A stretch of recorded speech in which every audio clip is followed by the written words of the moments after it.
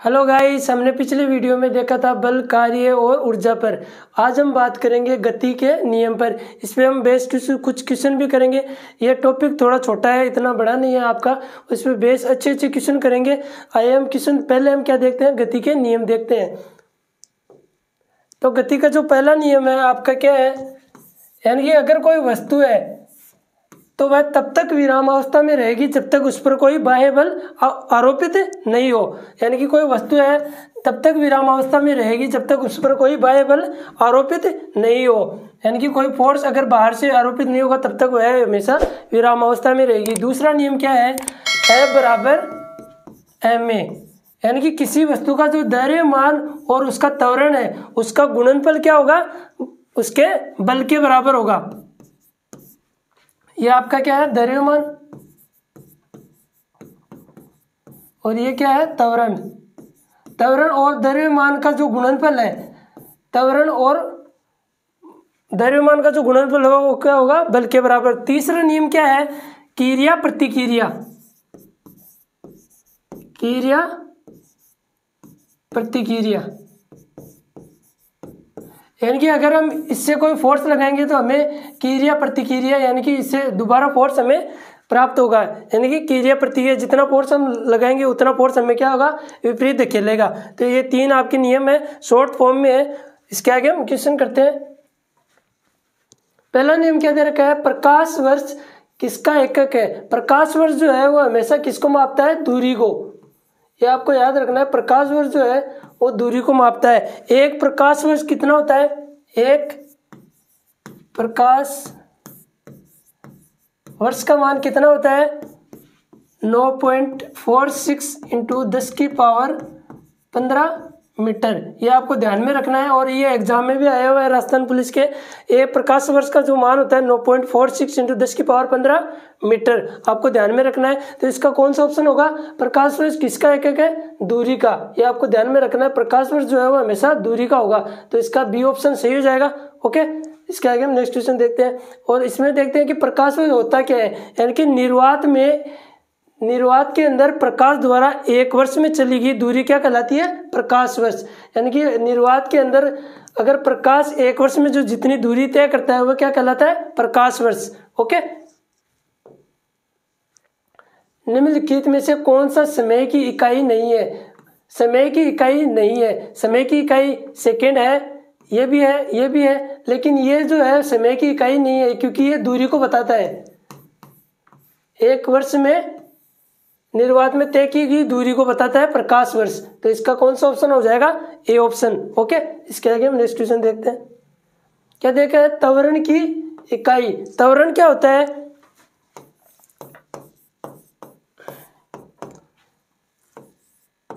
वेग में परिवर्तन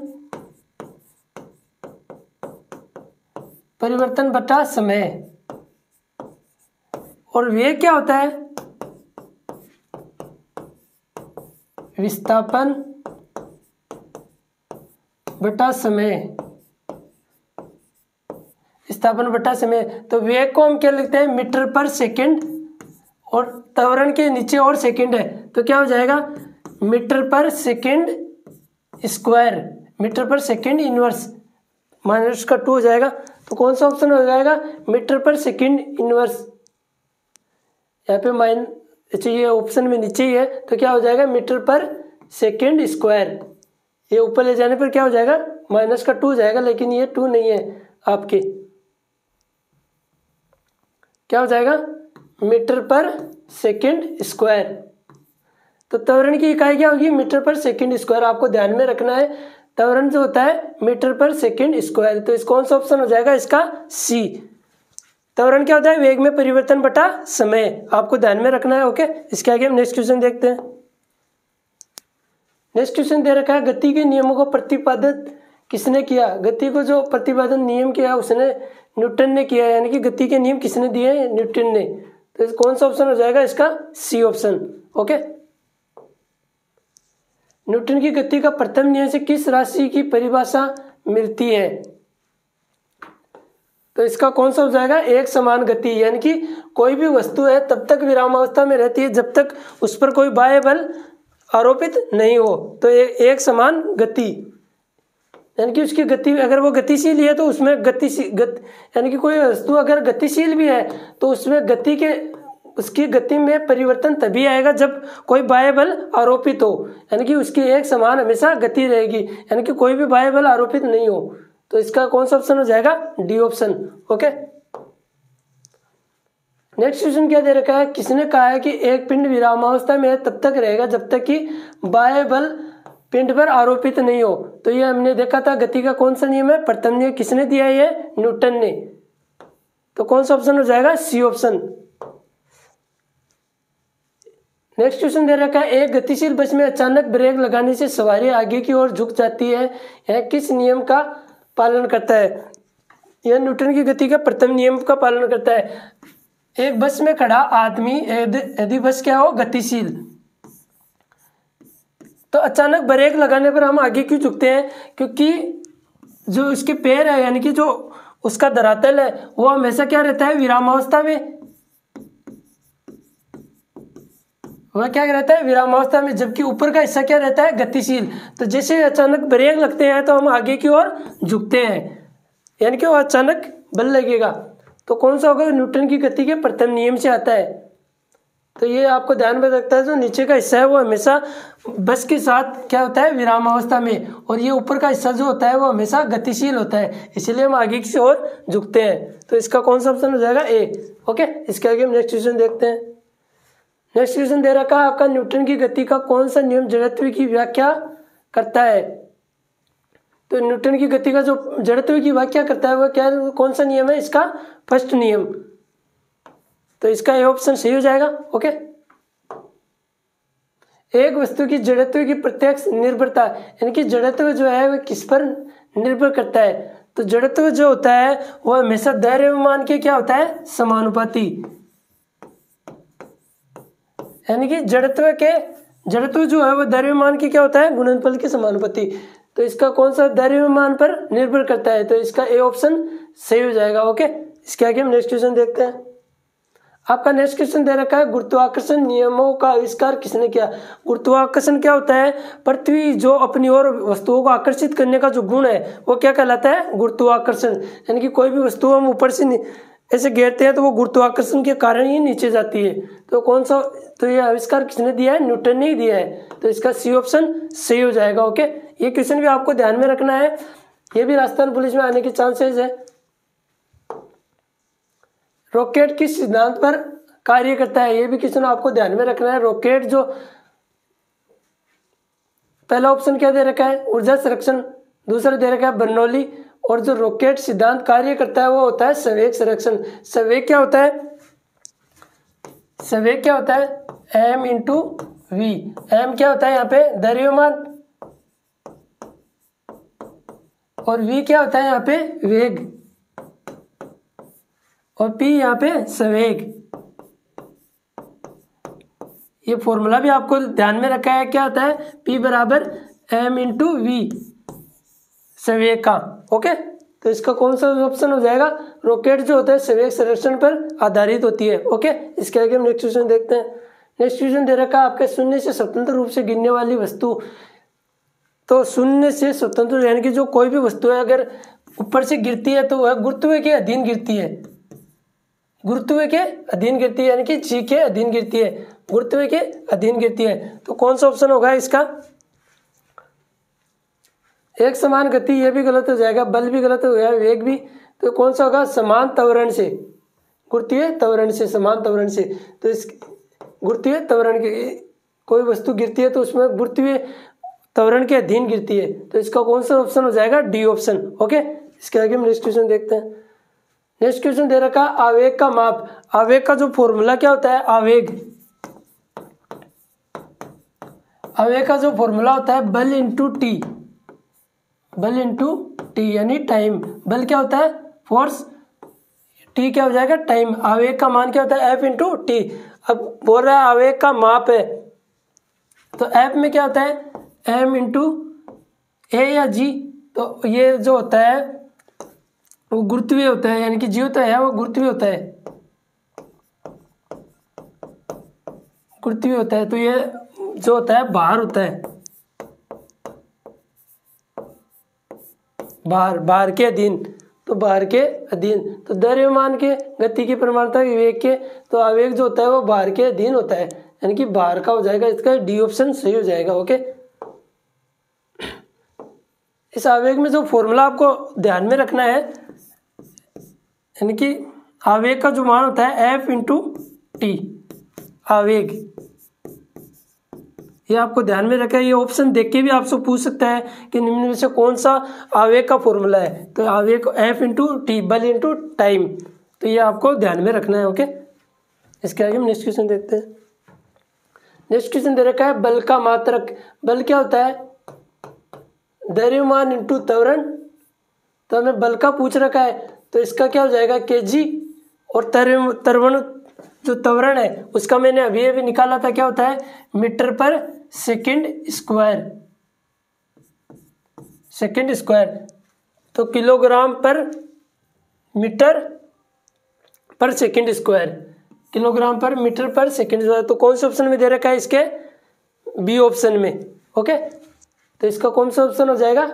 बी ऑप्शन। एम क्या है यहाँ पे? द्रव्यमान। ए क्या होता है? त्वरण। त्वरण का जो मात्रक होता है मीटर पर सेकंड स्क्वायर, तो कौन सा ऑप्शन हो जाएगा? इसका बी ऑप्शन। ओके, इसके आगे हम नेक्स्ट क्वेश्चन देखते हैं। तापमान का ऐसा ही मात्रक, तापमान का जो ऐसा ही मात्रक होता है वो होता है, जूल भी नहीं होता, जूल ऊर्जा का होता है, वाट शक्ति का होता है, कैलोरी जो होती है वो एनर्जी का होता है, तो केल्विन किसका हो जाएगा? तापमान का। ये जूल जो होता है ऊर्जा का हो जाएगा, और ये कैलोरी भी ऊर्जा का होता है दूसरे मात्रक में, वाट जो होता है वो शक्ति का,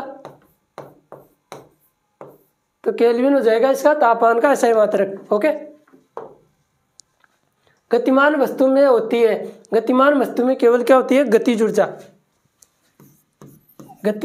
गतिमान वस्तु में गतिज ऊर्जा, काइनेटिक एनर्जी। तो काइनेटिक एनर्जी का जो फॉर्मूला है वो भी हमें ध्यान में रखना है, 1/2 mv²। m जो द्रव्यमान है, v जो है वेग है, तो गतिज ऊर्जा का फॉर्मूला क्या हो जाएगा? 1/2 mv²। तो इसका कौन सा ऑप्शन हो जाएगा? गतिशील वस्तु का गतिज ऊर्जा।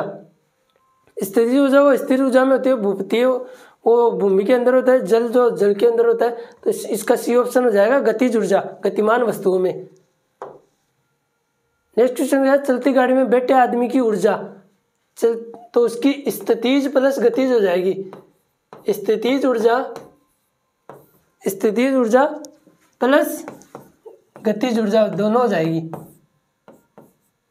गतिज ऊर्जा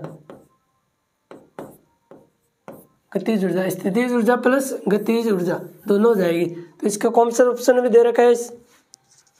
गतिज ऊर्जा, स्थितिज ऊर्जा, उसकी क्योंकि गतिशील है तो गतिज ऊर्जा तो होगी, स्थिति है तो उसमें स्थिति ऊर्जा खुद की तो होगी, तो गतिज ऊर्जा में स्थिति ऊर्जा कौन सी हो जाएगी? इसका सी ऑप्शन, शून्य होगा नहीं, तो इसका सी ऑप्शन सही हो जाएगा। ओके, क्या दे रखा है? जब किसी गतिमान पिंड की गति दोगुनी हो तब लगाने वाला समय होगा, यानी कि अगर हम गति को दुगुनी करते हैं तो उसमें समय क्या होगा? एक सूत्र होता है दूरी बराबर समय बराबर, समय बराबर क्या होता है? दूरी बटे चाल। इस फॉर्मूले से ये सोल्व हो जाएगा। चाल बराबर क्या हो जाएगा आपका? ये यहाँ से देख लो, अगर हम चाल को क्या करेंगे? दुगनी, तो समय क्या हो जाएगा? आधा। अगर चाल को हम बढ़ाएंगे तो समय क्या हो जाएगा? आधा। तो कौन सा ऑप्शन हो जाएगा इसका? आधा, बी ऑप्शन। ओके, तो इसके आगे हम नेक्स्ट क्वेश्चन देखते हैं। नेक्स्ट क्वेश्चन देगा व्यक्ति का भार उस लिफ्ट में अधिक होगा। लिफ्ट के अंदर क्या होता है? जो फॉर्मूला होता है क्या होता है?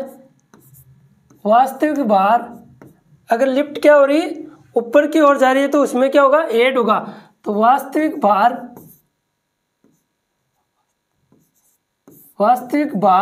आभासी भार जो बराबर होता है वो वास्तविक भार प्लस m इंटू ए। अगर लिफ्ट क्या हो? त्वरित हो ऊपर की ओर, तो पहला ऑप्शन दे रहा है स्थिर वेग से ऊपर की ओर चलता है, स्थिर वेग से नीचे की ओर चलता है, ऊपर की ओर त्वरित होने वाले पर। तो इसका कौन सा ऑप्शन हो जाएगा? C option. सी ऑप्शन कैसे होगा?